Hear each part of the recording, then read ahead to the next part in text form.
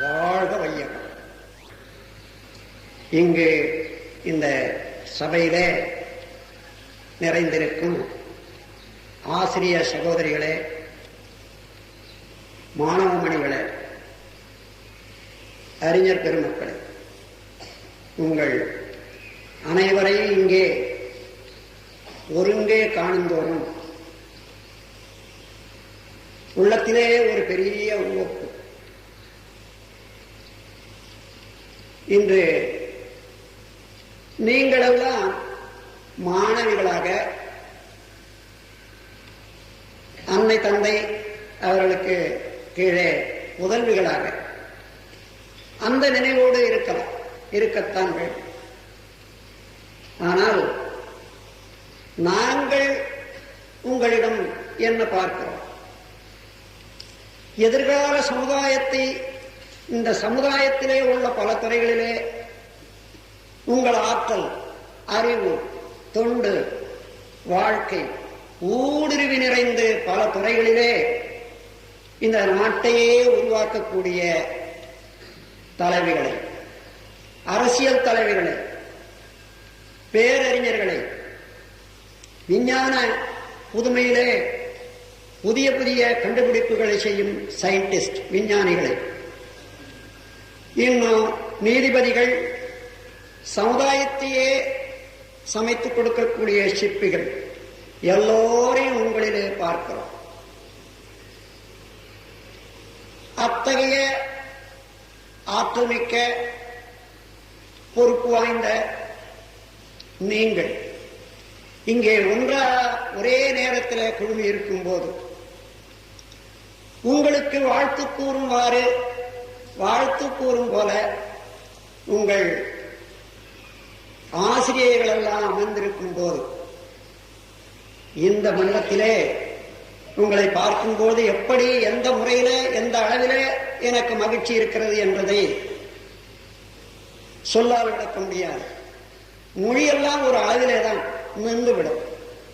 மொழிக்கு அப்பாற்பட்ட உணர்விலேதான் அந்த இன்பத்தின் அளவு சரியாக மதிக்கப்படும். குழந்தைகளே, ஏதோ அகஸ்மாத்தாக இன்று உங்கள் சந்திப்பு எனக்கு கிடைத்தது, என்னை சந்திக்கும் வாய்ப்பு உங்களுக்கு கிடைத்தது என்பதல்ல. நாம் நல்லது எண்ணி வருகிறோம், நல்ல காரியத்தை செய்து வருகிறோம். இன்னும் உங்களுடைய பெற்றோர்கள் நல்லது எண்ணி நல்லதை செய்து வந்தார்கள். அவைகளெல்லாம் காலத்தாலே பயனாக வேண்டும் அல்லவா? இயற்கையின் நீதி என்னவென்றால், எந்த செயல் செய்தாலும் அதற்கு ஒரு விளைவு உண்டு. எண்ணம், சொல், செயல் எதுவானால் அவ்வாறு நாம் வேண்டுவது, செய்வது எல்லா செயல்களுமே பதிவு பெற்று அவ்வப்போது விளைவுகளை தருவது அல்லாது, அந்த விளைவுகள் கூட பதிவு பெற்று மீண்டும் மீண்டும் அதே செய்கையும் அதே விளைவுகளும் வந்து கொண்டிருக்கும். எனவே இன்று இந்த சந்திப்புக்கு இதற்கு முன்னதாக பல தொடர்புகள் இருக்க வேண்டும். இதிலே இருந்து நீங்கள் பெறக்கூடிய மாற்றம், அறிவிலே பெறக்கூடிய ஒளி, மனதிலே பெறக்கூடிய ஒரு திடம், உறுதி, இவைகளெல்லாம் எதிர்காலத்திலே பல ஆண்டுகளுக்கு உங்கள் வாழ்நாள் முழுவதும் ஒரு திருப்பத்தை அளிக்க இந்த சந்தர்ப்பம் ஒரு மாற்றத்தை தருமையானால் அது மிகை அல்ல. மாணவிகளே, இப்பொழுது நீங்கள் கல்வி கற்றுக் கொண்டிருக்கின்றீர்கள். எதிர்காலத்திலே இல்லறத்தை ஏற்றுக்கொள்ளக்கூடிய, இல்லற பொறுப்பை ஏற்றுக்கொள்ளக்கூடிய ஒரு எதிர்காலம் இருக்கிறது. உலகிலே எவ்வாறு உங்களுடைய சேவையை, உங்களுடைய தொண்டினை செய்ய வேண்டும், நீங்கள் எப்படி வாழ வேண்டும் வெற்றிகரமாக, மகிழ்ச்சியாக, மனநிறைவாக என்பதை தெரிந்து கொள்வதற்கு, கற்றுக்கொள்வதற்குரிய காலம்தான் கல்வி காலம். கல்வி காலம் என்பதே வாழ்க்கையிலே மனிதன் வாழ்வாங்கு வாழ்வதற்கு ஏற்ற நல்ல பயிற்சியை பெற்றுக்கொள்ளக்கூடிய ஒரு நல்ல காலம். இந்த காலத்திலே கல்வியிலே முழு கவனம் செலுத்த வேண்டும், அக்கறை செலுத்த வேண்டும். இன்று கடகாலுடைய ஆழம், உறுதிக்கு ஏற்றவாறு மேல் கட்டடங்கள் அமையும் என்பது உங்களுக்கு தெரியும்.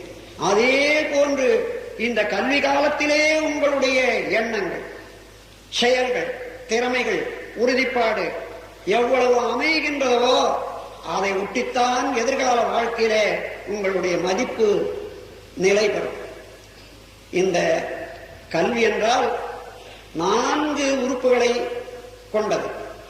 எழுத்தறிவு, தொழிலறிவு, இயற்கை தத்துவ அறிவு, ஒழுக்க பழக்கங்கள் என்று 4 உறுப்புகளை கொண்டதுதான் கல்வி. இந்த 4 நன்றாக நீங்கள் பயில வேண்டும். எழுத்தறிவு சமுதாயத்திலே பலரோடு தொடர்பு கொள்ள, பலருடைய கருத்துக்களை உணர்ந்து கொள்ள எழுத்தறிவு அவசியம். அது மாத்திரமல்ல, நீண்ட காலமாக மனிதன் வாழ்ந்து கண்ட அனுபவங்களை எல்லாம் பெரியோர்கள் எழுதி வைத்திருக்கின்றார்கள் அல்லவா, அவைகளையெல்லாம் படித்து அறிந்து கொள்வதற்கு மொழி வேண்டும். எழுத்தறிவு, தொழிலறிவு.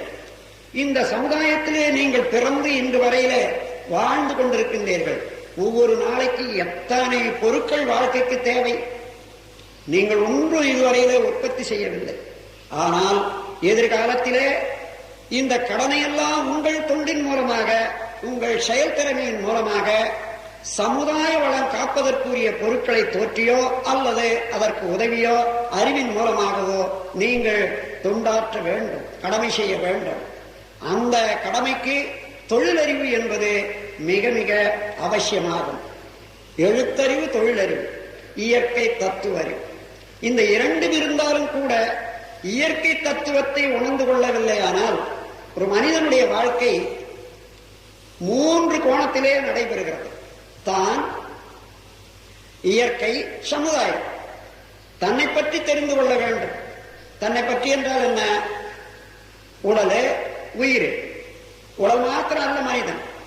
உடலுக்குள்ளாக உயிரென்ற ஒரு பெரும் ஒரு ரகசிய பொருள், மறைபொருள் பேராற்றலோடு இயங்கிக் கொண்டிருக்கிறது.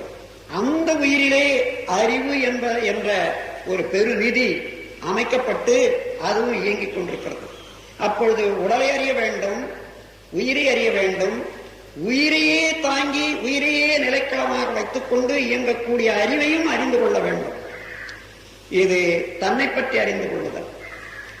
இதே போன்று பல நிலைகளிலே, பல கருத்துகளிலே, பல அனுபவங்களிலே, பல தேவைகள் வித்தியாசத்திலே உலகத்திலே கோடான கோடி மக்கள் வாழ்ந்து கொண்டிருக்கின்றார்கள். அவர்களோடு உறவு கொண்டுதான் நாம் வாழ வேண்டியதாக இருக்கிறது.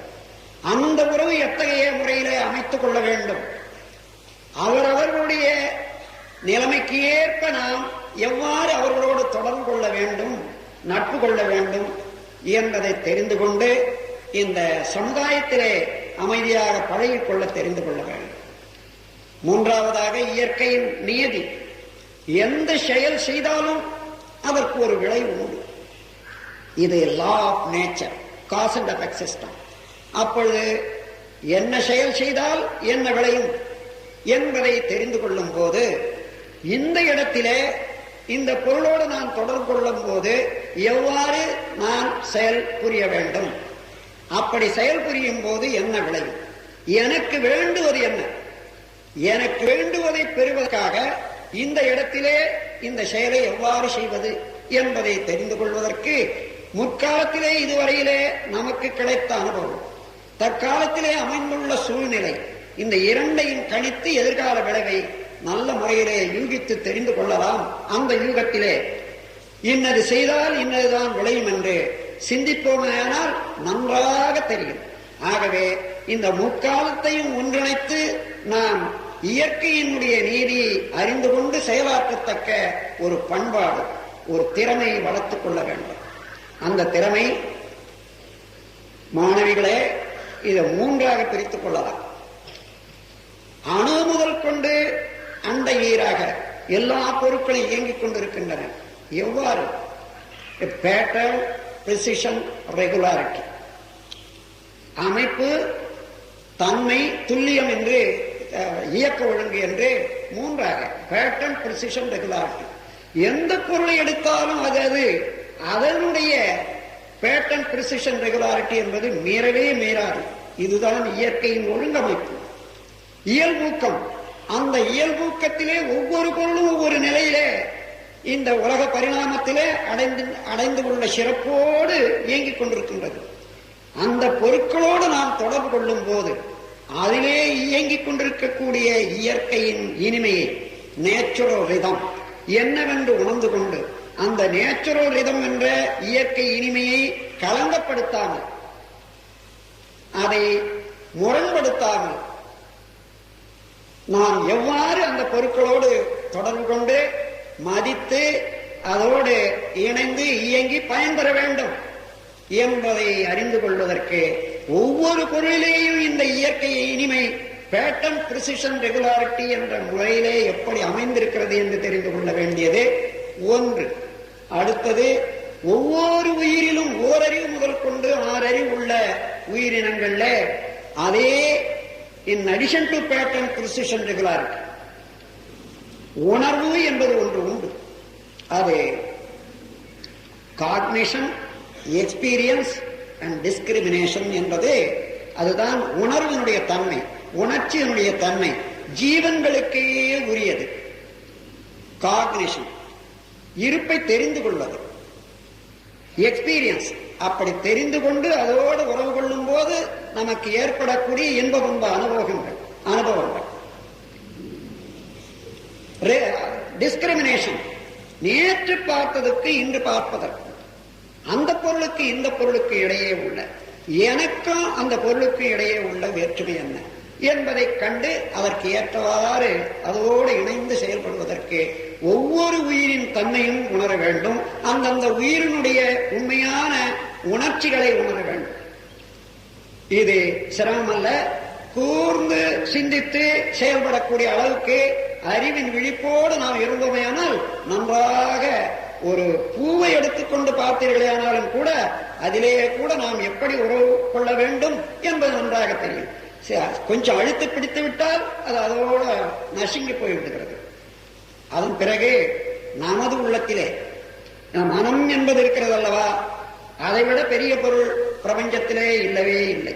அப்படி ஏதேனும் ஒரு பொருள் இருக்குமேயானால் அதை கூட மனம்தான் எண்ண வேண்டும், நினைக்க வேண்டும், மதிக்க வேண்டும்.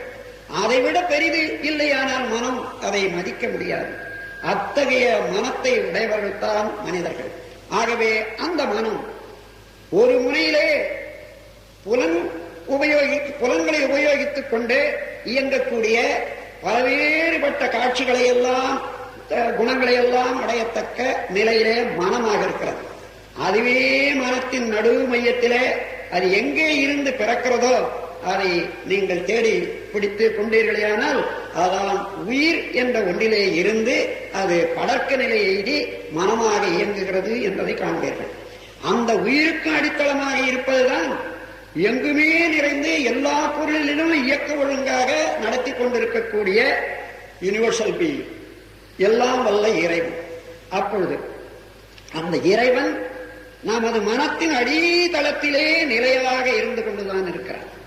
அந்த நிலையான இறைவனுடைய அருள் உயிரிலே வந்து அறிவாக, உயிரின் படக்க நிலையிலே மனமாக இருக்கக்கூடிய ஒரு தன்மையை உணர்ந்து கொள்ள வேண்டும். Other end of your mind is God, Almighty the God. Go in and get more and more என்று சொல்வதுண்டு. உங்களுடைய மனத்துக்குள்ளாகவே உங்களுடைய பிரபஞ்சத்தினுடைய ரகசிய புதையல் அமைந்திருக்கின்றது.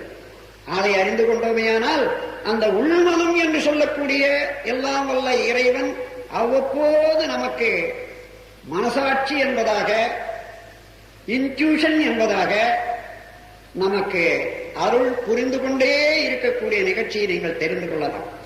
அந்த நிலைக்கு முரண்படாது மனதை ஒருமுகப்படுத்தி இணைத்து, அதை கோஆர்டினேஷன் என்று சொல்வார்கள், அந்த முறையிலே நீங்கள் இணைத்து வாழ முடியுமேயானால் முனை மனம் வேறு அடிமனம் வேறு என்று வேறுபடத்தான் மனிதன் மிக மிக சிறியவனாக ஆகிவிடுகிறான்.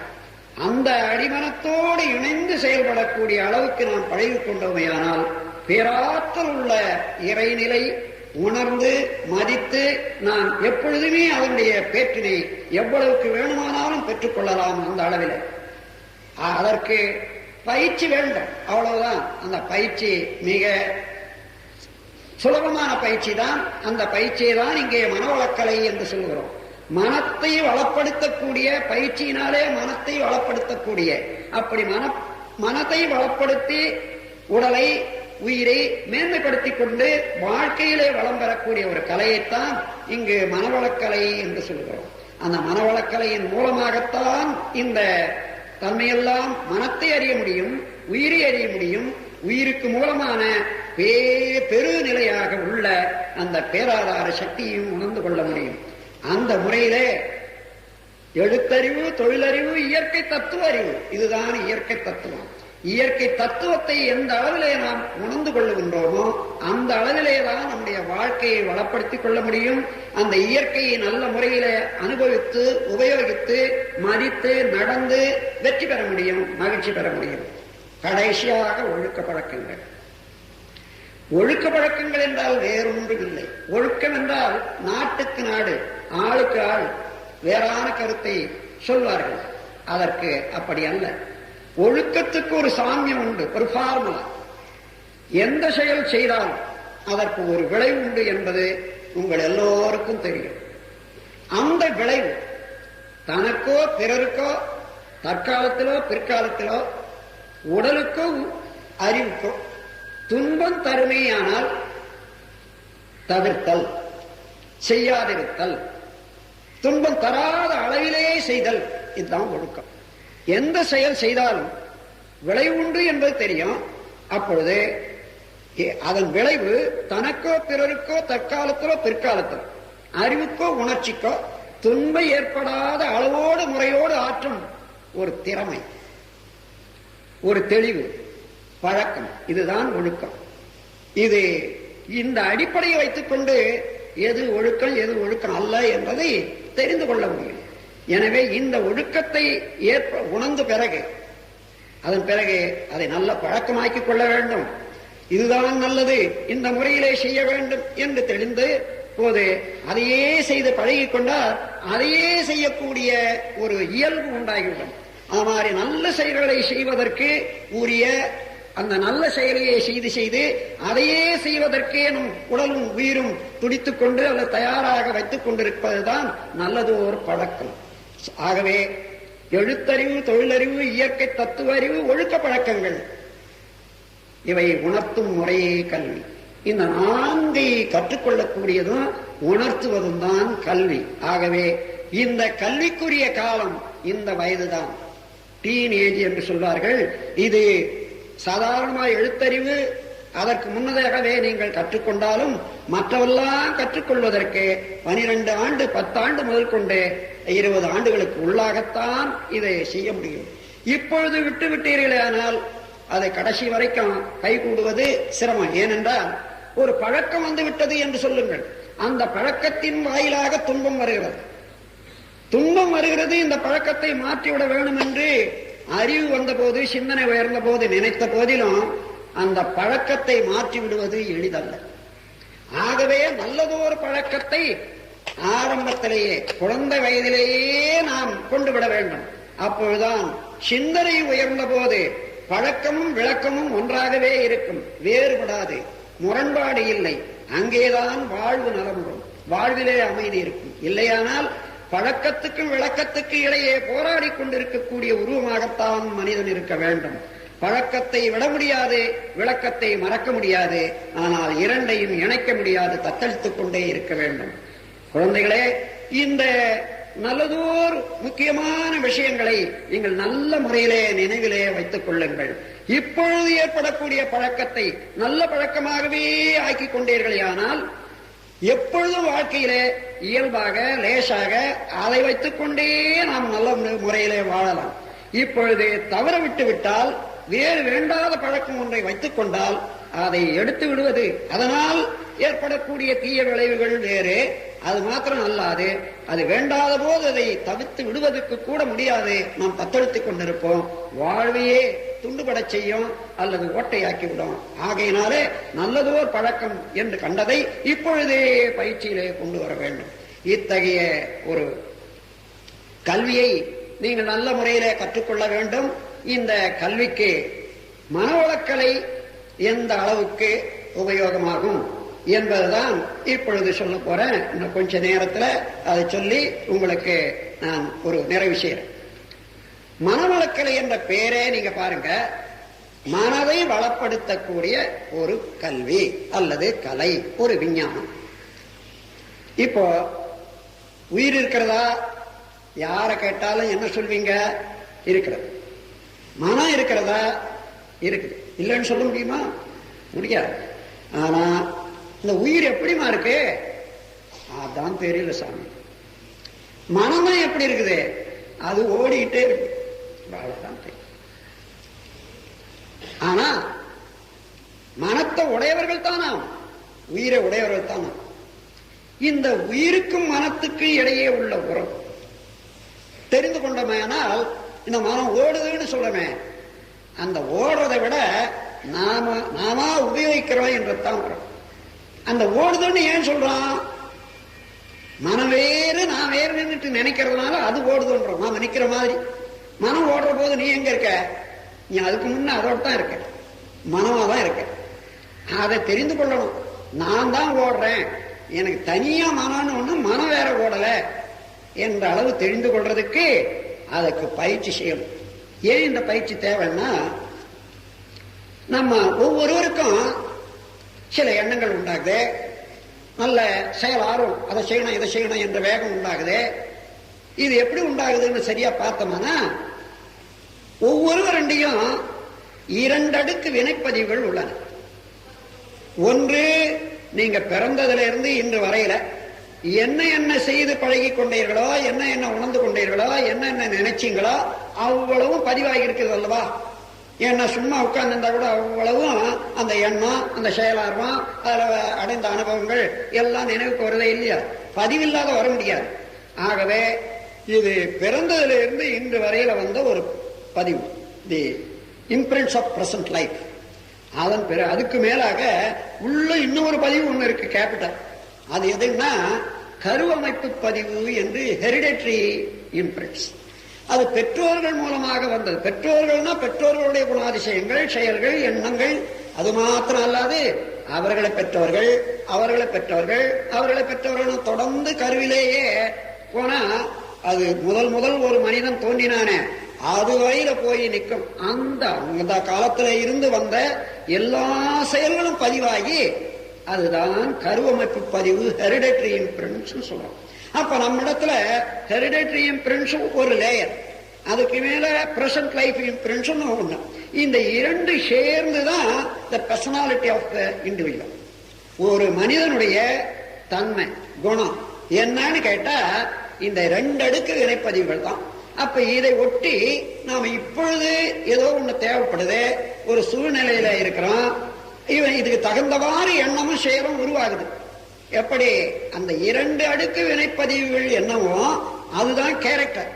அந்த கேரக்டர் அடிப்படையாக கொண்டுதான் இதை பார்க்கிறோம், செய்யறோம், இப்படி இப்படி செய்யணும் என்று நினைக்கிறோம். புதிய புதிய செயல்களையும் எண்ணங்களையும் உருவாக்குறோம். அந்த புதிய புதிய எண்ணங்களையும் செயல்களும் வருவதற்கே அடிப்படையான காரணம் இந்த 2 அடுக்கு வினைப்பதிவுகள். இப்போ இந்த பதிவான வினைகள்ல நல்லதும் நல்லனவும் உண்டு, தீயனவும் உண்டு. தீயனா அதை செய்தா அதே போல துன்பம் வரும், அதுதான் தீயன. இப்ப 2மே வரும். ஆனா நமக்கு எப்படி இருக்கணும்? நமக்கு துன்பம் கூடாது. யாராயும் துன்பப்படுறதுக்கு விரும்புறீங்களா? இல்ல, துன்பம் கூடாது. அமைதிதான் வேண்டும், இன்பம் தான் வேண்டும், வெற்றி தான் வேண்டும், புகழ்தான் வேண்டும் என்றெல்லாம் இருக்கிற போது அந்த துன்பத்துக்குரிய செயல்களை கழித்து விட்டு மற்றதெல்லாம் மாத்திரம் செய்து வர வேணுமானால் அதுக்கு என்ன வேணும்? இப்ப எழக்கூடிய எண்ணங்களையும் செயல்களையும் முறைப்படுத்திக் கொள்ளும். இப்படி இப்பொழுது எழக்கூடிய எண்ணங்களை ஆராயறது, இதனால என்ன விளையும் என்று தெரிந்து கொள்வது, முற்கால அனுபவம், தற்கால சூழ்நிலை, எதிர்கால விளைவுகளை ஒட்டி பார்த்து, இதை திரிகால ஞானம்னு சொல்லுவாங்க.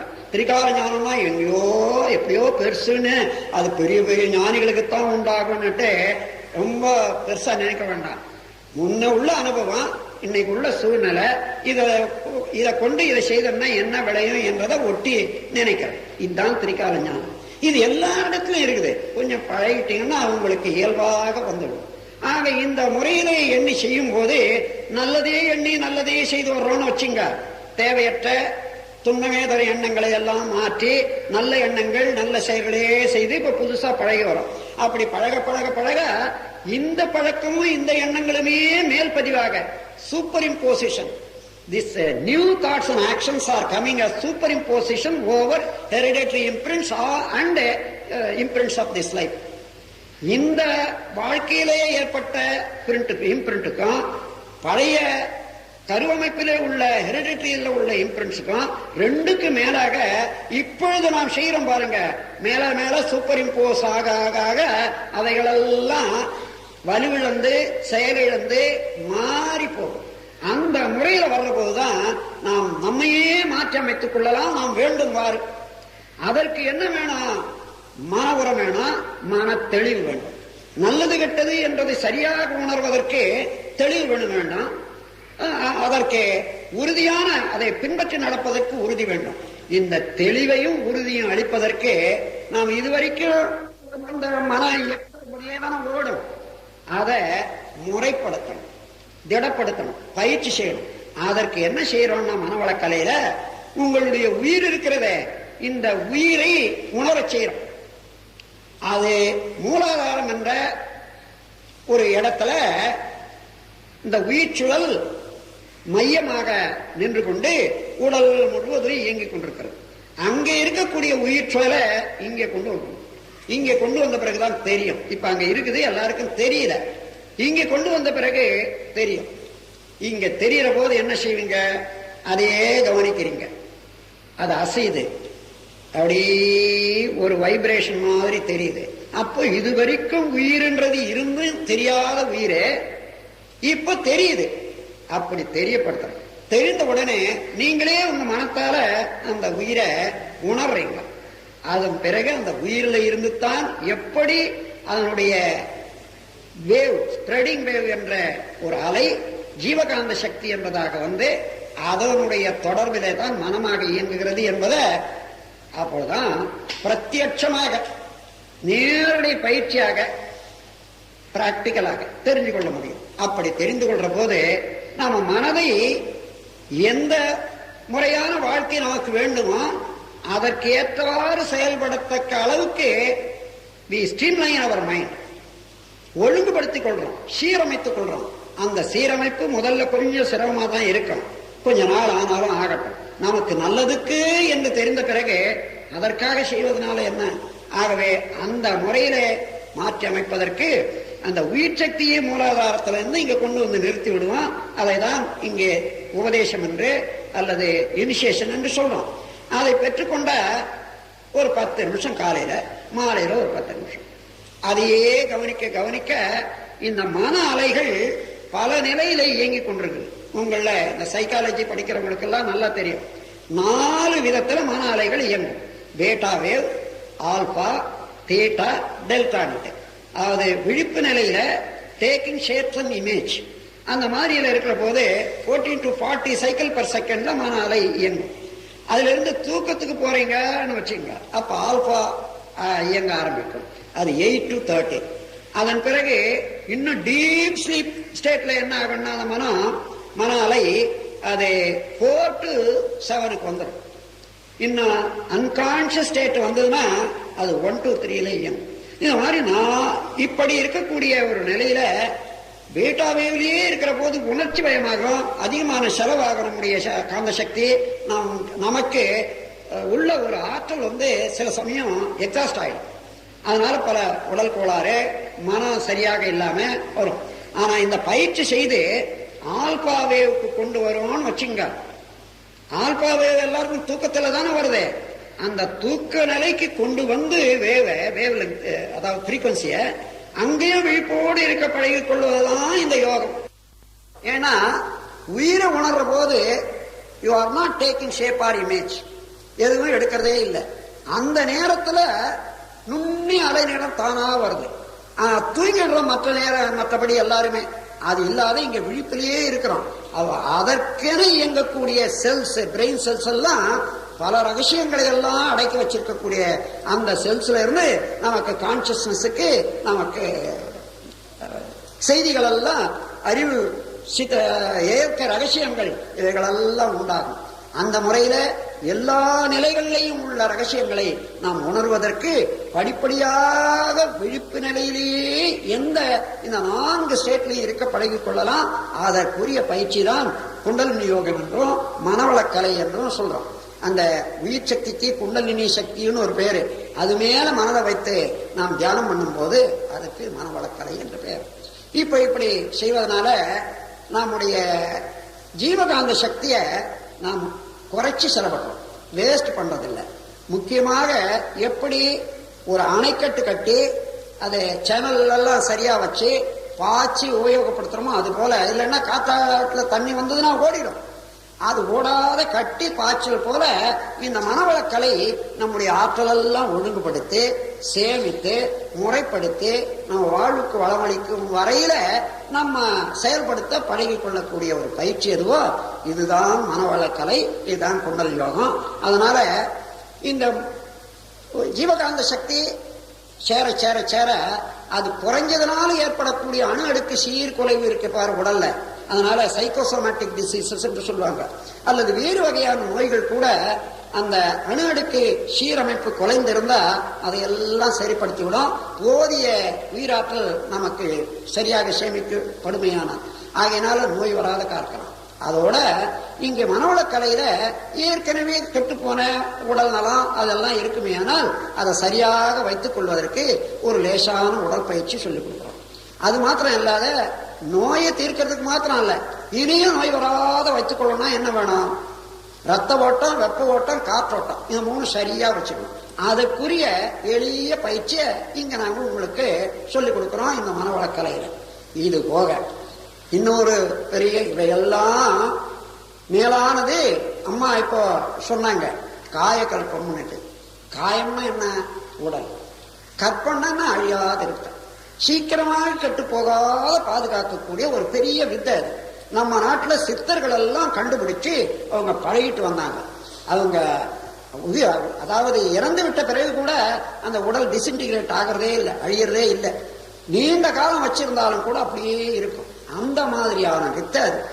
அந்த வித்தைய இங்க நான் கண்டுபிடித்து சாதாரண மக்கள் கூட எப்படி பயன்படுத்தலாம் என்ற முறையை கண்டுபிடிச்சு இது ஒரு 40 ஆண்டு காலம் என்னுடைய ஆராய்ச்சியில செய்து இப்போ உலகத்துக்கு விஞ்ஞானிகள் எல்லாம் மிரண்டு கொண்டிருக்கும் போது மூலிகைகளையும் அல்லது இன்னும் ரசாயனங்களையும் கொண்டு இந்த உடல்ல உள்ள செல்களை நீடிக்க செய்யலாம் என்ற ஆராய்ச்சி நடத்தி கொண்டிருக்கிற போது அதையெல்லாம் விட்டு ரொம்ப சுருக்கமான முறையில நமக்கு இயல்பாக உடல்ல உள்ள ஆற்றலையே பெருக்கி அதன் மூலமாகவே இந்த நோய்களையும் வராத தடுத்துக் கொள்ளலாம், மரணத்தையும் தள்ளி போடலாம், இளமையும் காக்கலாம், உடல்ல உள்ள எல்லா நோய்களையும் தீர்வதோடு நோய் இல்லாத பாதுகாத்துக் கொள்ளலாம் என்ற முறையில உதவி செய்யக்கூடியது.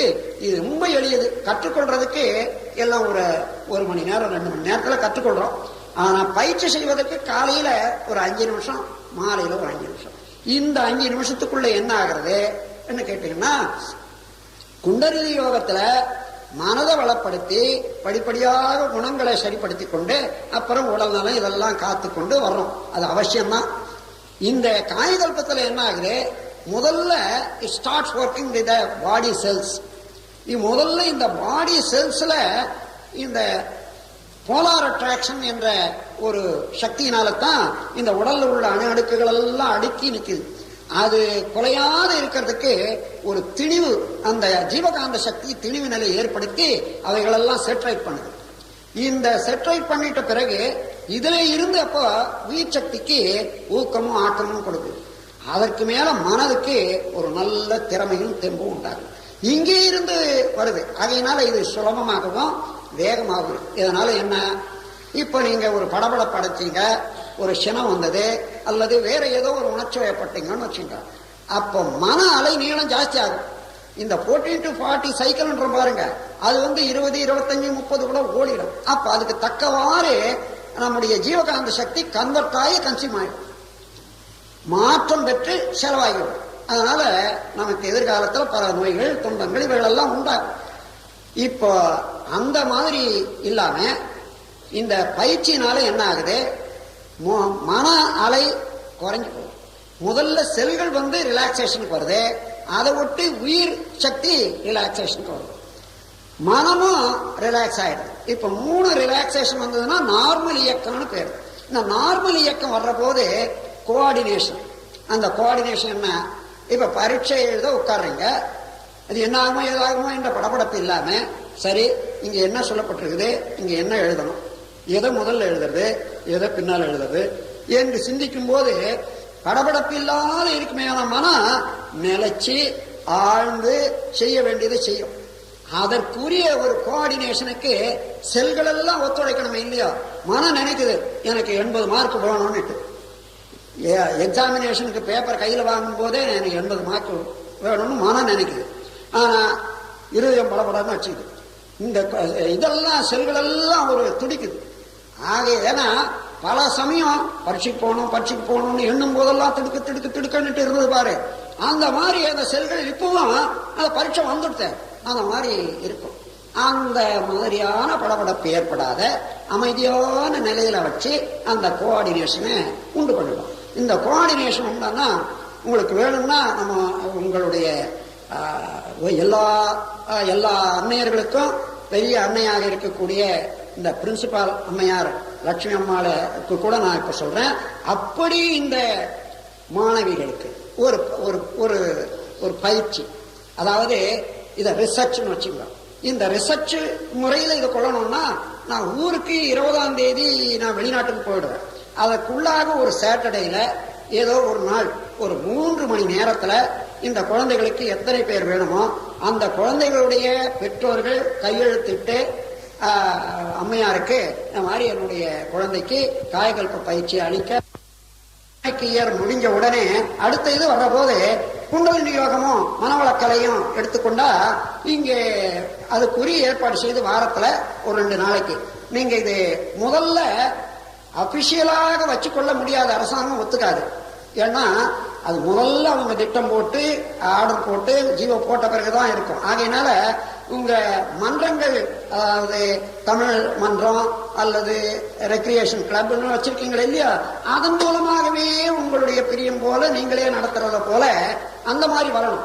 அப்படி வந்து உங்களுடைய ரிக்வஸ்ட்ல அவங்க இடம் கொடுக்குறாங்க, அவங்க இருந்து நடத்தி வைக்கிறாங்கன்னு வந்ததுன்னா வர முடியுமே. ஆனால் இதை என்னால அதை செய்து வைக்க முடியும். இதை இந்த ஒரு அடிப்படையை வைத்துக்கொண்டே எல்லா காலேஜஸுக்கும் அடுத்த ஆண்டு நல்ல முறையில தேர்ச்சி பெறுவதற்கு வழிவகுத்து விடலாம். அது மாத்திரம் அல்லாது உங்க மனதிலே ஒரு தெளிவு, ஒரு மகிழ்ச்சி, நிறைவு, ஒருவருக்கு ஒருவர் நட்பு பாராட்டி அந்த நட்பை வளர்த்துக் கொள்ளக்கூடிய ஒரு மனோபாவம், இவைகளை எல்லாம் வளர்த்து வரும்போது நீங்க எப்படி பயிற்சி செய்யணும்?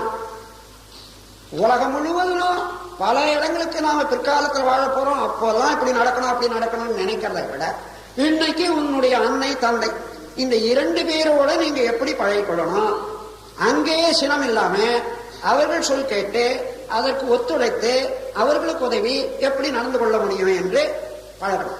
அதே போல உங்களுடைய அண்ணன் தம்பி எப்பவும் இந்த பெண் குழந்தைகள் தான் நான் பாக்குறேன்.